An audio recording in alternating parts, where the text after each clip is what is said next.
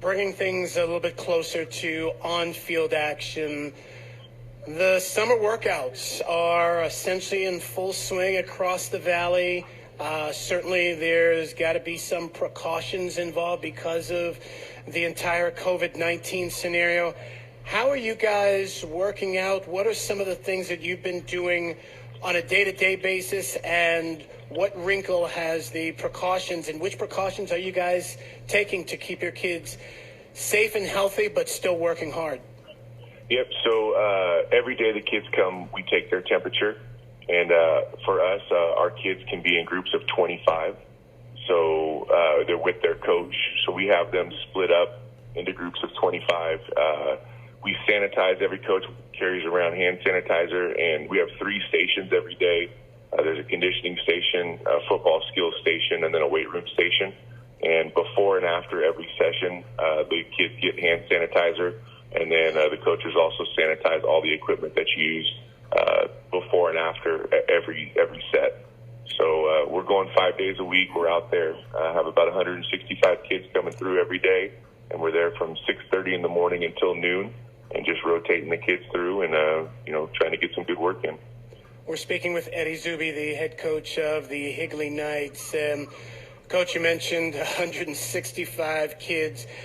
Let me ask you this. From a pandemic standpoint, a kid standpoint, this is new to all of us. This is something that's never happened in any of our lives. How are the kids feeling? Of course, they are, going to go all out from hey, I want to make team. I want to work hard. This is what I'm going to do. I'm a football player. But at the end of the day, there's still 14 through 17-year-olds going through something that they've never experienced. Have they expressed any concern and not so much, no, I'm not safe, but just maybe some tentativeness you might have seen on the field? No, not necessarily with our kids. I mean, just the unknown of what's going to happen and with the season and stuff like that. But as far as showing up and working hard and doing stuff, I was really impressed with our kids and what they had done during the pandemic when we couldn't come together, to come back and be ready to go. And they seem to be in good shape. But not a ton of tentativeness as far as once they get out there and working with their guys. And we keep everybody socially distanced, there's no human-to-human contact. We can't do things like that. So we try to do our best to follow all those safe guidelines. You guys are up at the 6A level now, and certainly there are challenges. I think it's fair to say the competition gets just a little bit better. How are you guys feeling? Of course, there's a lot of optimism. There's got to be, and you guys have had some major success, but you guys anxious? You guys looking forward to just taking on what truly is the best of the best now? Oh, for sure. It's a great challenge, and that's what in order to be the best, right? You want to play the best. I think being able to be in 6A and play in the conference that we're playing in, and those are the things that we wanted, and we're excited about the challenge, and we feel lucky and we're blessed. We have the ultimate X factor, right? We have Ty Milner. So anytime you have a kid like that playing quarterback, you got a chance. Speaking of quarterbacks, a quarterback that you had a couple of years ago who I was extremely close with, Spencer Brash. Are you still in touch with him? Does he check in with you? Obviously, he's at Cal, and you've had a bunch of other guys go off to D1. So kind of tell us about your, I'm going to say, the little pipeline that you're creating.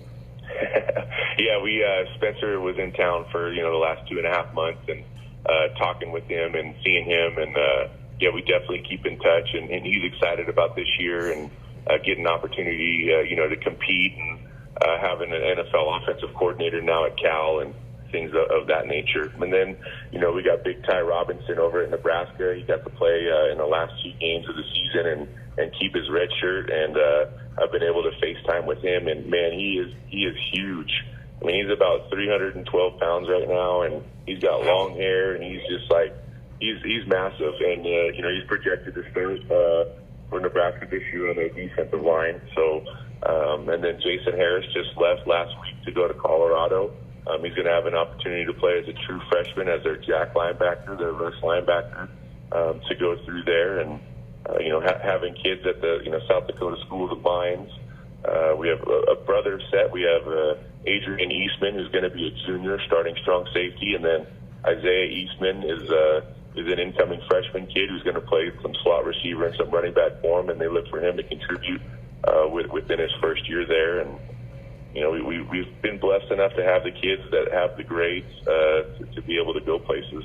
So it's been fun, and I plan on doing like a weekly recap this year on Saturdays with our kids and sending it out via Twitter and just trying to figure out how to do that. And I think it's going to take up like 2 or 3 different tweets each week to figure out to get all the kids on there. So that's exciting.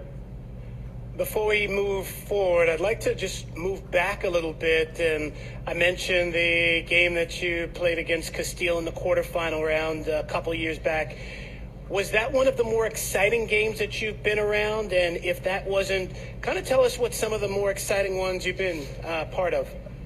Yeah, that game against Castile was definitely was an exciting one. Just the whole situation of how it played out. They beat us earlier in the season, and then having Ty Robinson's younger brother, Tua Robinson, who's going to be a senior wide receiver for us. He was a JV player all year, and we brought him up for the playoffs. And for him to catch a 73-yard touchdown, as a JV player, and just got inserted into that personnel package that week, and seeing him come out and do that and perform in that way, it was awesome. So it was definitely good.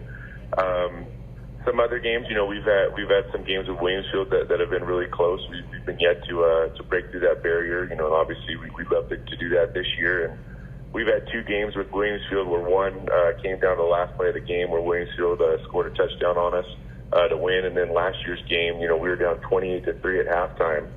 And then I ended up losing the game 42-38 and played really well in the second half. And, those are some of the games that I'll always remember. And, we're just excited to get back out on the field and hopefully be able to play Williamsfield and put our best foot forward. Yeah, we're talking to Higley football coach Eddie Zuby here, and Coach Zuby, having back-to-back, quarterbacks, commit to Cal with Spencer Brash and Kai Milner, and just to have, quarterbacks of that talent level, going through the program and just, back-to-back in that way. How much easier does that make your job, and how much does that change the program, and just what is it like having that top tier talent, for so long at the school and in the program? Well, it definitely makes me look like a smarter coach, right? When you got guys like that play quarterback, you can make the wrong call, and they're just athletic enough and just good enough to make things right. And, when you have guys like that come through the program, what it does is it helps you build your pipeline. It helps you build your contacts for the college coaches. Quarterbacks, usually colleges only take 1 per year, so they scour the nation to go through and to find the guy that they want. And we're lucky enough to be one of the schools in Arizona that probably has, 80 to 90 Division I colleges that come through every year. And a lot of that started, with the quarterbacks and getting those guys to come through and check it out. What it does is it trickles down to other guys. It trickles down to the other guys in the other positions where colleges are coming here to check out, Kai or Spencer, but they see the receivers they're throwing to or the linemen or, they just, a lot of these kids have the physical size and they're like, oh, dang, coach, who's that? And you can kind of help sell your other players to go through and to see it too. And it just kind of grows from there, and you just kind of build that catalog of contacts through the college coaches. And we've been blessed enough to, have a lot of kids go play at 4-year schools over the last 9 years. This will be my 10th year here at Higley High School, so we're excited for that. And, Coach, before we let you go, tell us a little bit about Kai Milner. He's going to join us at 9:30, but I've yet to see him in person. Obviously, he is nothing short of a stud, but tell us what he means, in your opinion, what we can expect from him this year. Well, first of all, you're missing out. If you haven't seen him in person, you got to come out. You got to make it. I definitely will. Play for sure. So, Kai's he's special. He's got a super quick release. He's very cerebral. He's smart. He understands coverages. He's got a rocket for an arm. He just makes things happen. He can keep plays alive when he scrambles. He doesn't tuck the ball to try to run. He has his hands on the ball, his eyes upfield. A lot of his throws that come on the run where, he ends up making big plays out of nothing and keeping plays alive. And like I said, in the game last year against Horizon, Kai rushed for 100 yards, and we didn't call one quarterback run play. And unfortunately, he had to run for his life a lot, but, he ran for over 100 yards, and then he'll have games where he'll throw for 400 yards. So I guess it could be the true dual threat quarterback. But I think the biggest thing for Kai is just his cerebral part, just understanding the game, understanding coverages, and knowing where he's supposed to go with the ball. Well, Coach Zuby, it has been a great time speaking with you. We've fully enjoyed it. You've enlightened us about your team, teams present, teams past, as well as just really everything in regards to the food drive and the pandemic drive with the Navajo Nation. So we definitely appreciate your time, Coach. Yeah, thanks for having me on. I really appreciate it. Keep the Band-Aid on, too. Yeah, I definitely will. I'm going to run some Nelly on the way home. Good stuff. Thanks, Coach. And that's All Eddie right, Zuby, the head coach Thanks, of Coach. the Higley Knights. And we'll continue on 1580 The Fanatic, Arizona's new home for sports.